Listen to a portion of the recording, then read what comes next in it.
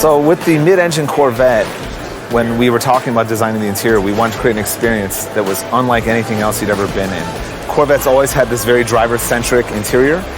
This time we really wanted to dial that up to 11, where really you're taking this cockpit that we've seen in, let's say, previous generation Corvettes, and it's always kind of been in front of you, the instrument panel, all your cluster information.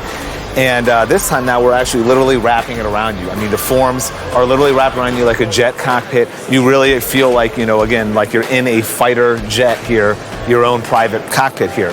That was a real big inspiration for us from not only on the exterior side, but again, kind of bringing home that message when you get inside the car to really kind of deliver on this promise that the exterior sets right when you look at it from the start. So the big difference in this car compared to almost any other Corvette that we've done in the past is we've really put a really high emphasis on real, authentic materials across the board.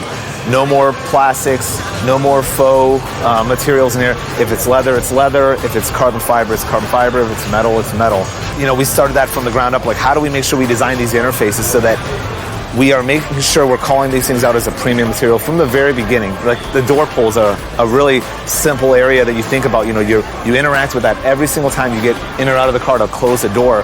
And we talked about that before we even put any pen to paper. That was something that we talked about, making sure that these little experiences that you're going to touch every single day has been thought about and designed. Because if you don't plan ahead like that from the beginning, it gets really easy for those areas to get turned into painted black plastic. Again, I think that's probably 99% of how most manufacturers handle that area is black painted plastic.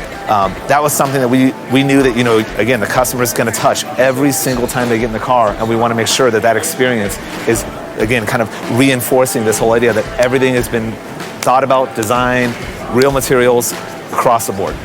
So the great thing about having the low-cal in this car is, again, not only the view from the interior, but also even the view of the exterior when you're standing out here looking through the glass. This was something that we talked a lot about in understanding how many shows this car is going to be at, the type of attention the car is going to get.